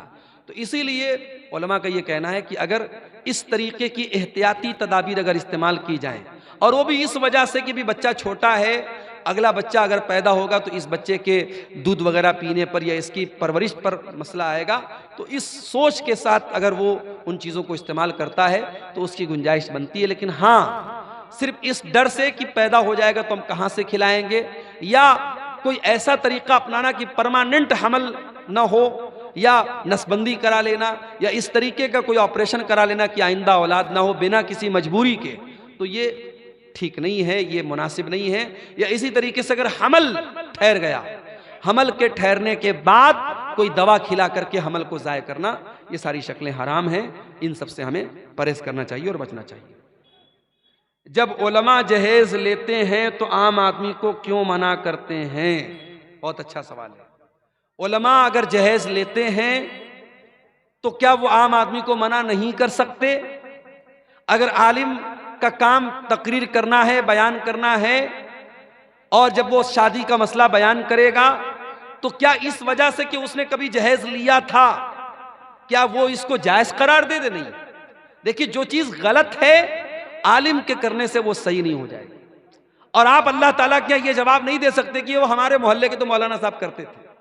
مولانا صاحب کے کوئی کام کرنے سے وہ کام صحیح نہیں ہو جائے گا۔ صحیح اور غلط کا معیار قرآن اور حدیث ہے، صحیح اور غلط کا معیار دلیل ہے۔ اگر دلیل کی روشنی میں جہیز لینا غلط ہے، جہیز کا لین دین غلط ہے تو غلط ہے۔ اگر عالم نے لیا ہے، عالم اللہ تعالیٰ کیا اس کا حساب دے گا۔ اب سوال یہ کہ عالم کیوں منع کرتے ہیں؟ تو آپ کیا چاہتے ہیں کہ ایک تو اس نے لیا ہے، ایک غلط کام کیا، آپ منع بھی نہ کرے، دوسرا غلط کام کرے؟ تو ڈبل غلط کام اس سے مت کروائیے۔ اگر کوئی لے رہا ہے، دے رہا ہے تو وہ غلط ہے، اور اس کے لینے دینے کی وجہ سے وہ صحیح نہیں ہو جائے گا۔ مولانا صاحب، اگر ہم لڑکیاں رخصت کی حالت میں رہتے ہیں تو قرآن امپارہ چھو کر پڑھ سکتے ہیں تو نہیں، تو دوسری کتاب میں وہی صورت اور آیت رہتی تو اس کو کیوں چھوتے ہیں؟ دیکھیے، بہت اچھا سوال ہے کہ جب عورتیں پیریڈ میں ہوں تو اب ایک سوال یہ ہے کہ پیریڈ کی حالت میں عورت قرآن کو چھو سکتی ہے یا نہیں؟ ایک مسئلہ یہ کہ قرآن کو چھو سکتی ہے یا نہیں، اور ایک مسئلہ ہے کہ کوئی کتاب ہے، کوئی رسالہ ہے، کوئی میگزین ہے، اس میں قرآن لکھا ہوا ہے، اس میں آیت لکھی ہوئی، اس کو چھو سکتی ہے کہ نہیں؟ تو دیکھیے، جو حکم قرآن کا ہے وہی حکم اس میگزین اور رسالے کا نہیں ہو سکتا ہے۔ اس لیے کہ آپ دیکھیے کہ اللہ کے نبی صلی اللہ علیہ وسلم نے بادشاہوں کو لیٹر لکھا، اور اس میں بسم اللہ الرحمن الرحیم بھی لکھا، قرآن کی آیت بھی لکھی، اور بادشاہ لوگ ظاہر کافر تھے، ان کے ہاتھ میں وہ لیٹر گیا، اس کا مطلب کہ ایک ضرورت کے تحت وہ لیٹر ان کو دیا گیا۔ تو عورت اگر قرآن کو چھو رہی ہے اور کسی کتاب کو چھو رہی ہے، دونوں برابر نہیں ہے، ایک بات۔ دوسری بات یہ کہ پیریڈ کی حالت میں عورت اگر دستانے کے ذریعے یا دوپٹے کے ذریعے قرآن کو چھوئے تو بہتر ہے، ڈائریکٹ نہ چھوئے۔ لیکن اگر موبائل وغیرہ میں قرآن پڑھنا چاہے تو پڑھ سکتی ہے، یا بغیر چھوئے پڑھنا چاہے تو پڑھ سکتی ہے۔ کوئی عورت قرآن کی حافظہ ہے، اگر پیریڈ میں وہ قرآن پڑھ رہی، کوئی حرج کی بات نہیں، پڑھنا منع نہیں ہے۔ چھونے کے بارے میں بعض حدیثیں ایسی ہیں کہ چھونا صحیح نہیں ہے، تو چھونے کے لیے وہ دوپٹہ یا دستانہ وغیرہ استعمال کرے، اور تو رسالہ اور جو میگزین وغیرہ ہے اس کو پڑھ سکتی ہے، اس میں کوئی حرج کی بات نہیں، اس کا حکم وہ نہیں ہے جو قرآن کا حکم ہے۔ مولانا صاحب، کیا ہم لوگ گوبر سے گھر پوچھ سکتے ہیں؟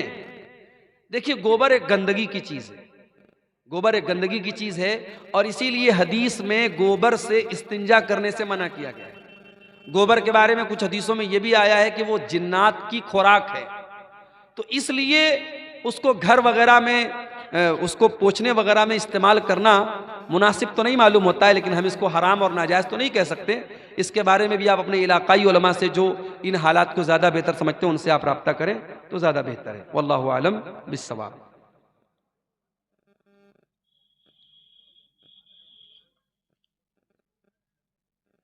یہ کسی بھائی نے 2000 روپے کا چندہ پیش کیا ہے مدرسے کے لیے، اللہ تعالیٰ اس کے اس چندے کو قبول فرمائے، اور جو بھی ہمارے بھائیوں نے اس کار خیر میں حصہ لیا ہے اللہ سب کی نیکیوں کو قبول فرمائے۔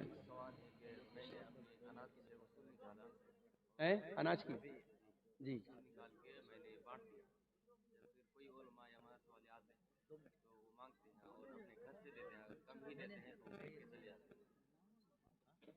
انہوں نے یہ سوال کر رہے بھائی صاحب کہ اگر ہم اپنے اناج کی جو زکوٰۃ ہے وہ زکوٰۃ نکال چکے، اب اس کے بعد کوئی مدرسے والا آ رہا ہے اور اگر وہ مانگ رہا ہے تو اس کو کچھ دے سکتے ہیں کہ نہیں، پوچھ رہے ہیں؟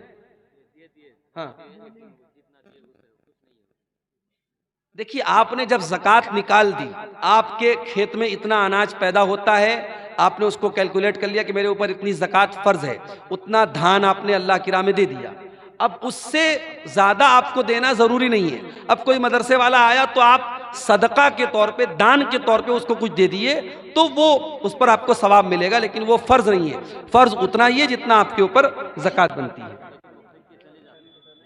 دیکھیں یہ ایک سوال بہت اچھا سوال آیا ہے، بہت ہی اہم سوال ہے اس دور کا کہ مولانا صاحب کیا لڑکا لڑکی پیار کر سکتے ہیں یا نہیں.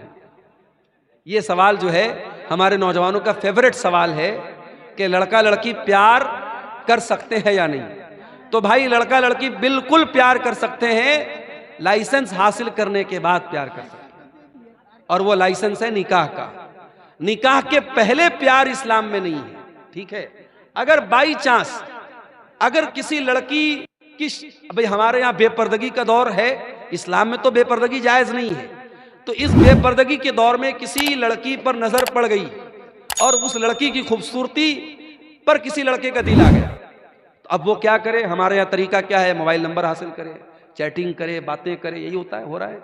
اسلام کا طریقہ یہ ہے کہ اگر کسی لڑکی کے بارے میں آپ کو پتہ لگا کہ وہ لڑکی خوبصورت ہے یا اچھی ہے، دیندار ہے، تو آپ پراپر چینل اپنائیے، صحیح طریقہ اپنائیے. آپ لڑکی کے ماں باپ کے پاس نکاح کا پیغام بھیجیے. اگر وہ نکاح کا پیغام ایکسپٹ کر لیتے ہیں، آپ نکاح کر لیجئے، نکاح کے بعد خوب پیار کیجئے. لیکن یہ جو ہو رہا ہے کہ صاحب کپڑا بدلنے کی طرح پیار ہو رہا ہے، صاحب صبح کو کسی اور کے ساتھ اور شام کو کسی اور کے ساتھ، آج بریک اپ ہوا کل پیچ اپ ہوا، یہ جو نئی جنریشن میں ہو رہا ہے یہ بالکل بے حیائی ہے اور یہ حرام کاری ہے. اللہ ہمارے نوجوانوں کی اس سے حفاظت کرے. نکاح کے بعد محبت جو ہے وہ اصل محبت ہے اور اس کی اسلام میں اجازت ہے.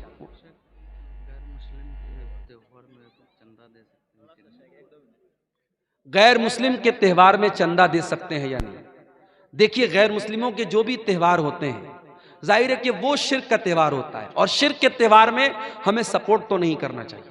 لیکن اگر ہم کسی ایسے علاقے میں رہتے ہیں جہاں سب لوگ مل جل کر کے رہتے ہیں اور وہاں اگر ہم نے چندہ نہیں دیا تو فتنہ فساد پیدا ہو سکتا ہے، مسائل پیدا ہو سکتے ہیں، تو صرف ان کے شر سے بچنے کے لیے، کسی سپورٹ کے طور پہ نہیں، یا یہ سوچ کر کے نہیں کہ ہم ایگری ہیں ان کے شرک سے یا ان کے شرک میں ہم شامل ہو رہے ہیں، صرف ان کے شر سے بچنے کے لیے اگر کچھ رقم دے دی جائے تو اس کی گنجائش بنتی ہے، وہ جائز ہے. لیکن بعض مسلمان کیا کرتے ہیں؟ باقاعدہ شامل ہوتے ہیں اور ان کے پورے تہوار میں ہر طریقے سے سپورٹ کرتے ہیں.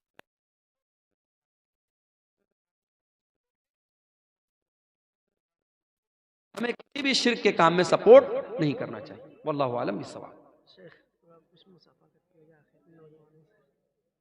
نہیں کریں گے بھائی، کنجوس لوگ ہیں، کرنا ہوتا تو کر دی ہوتے.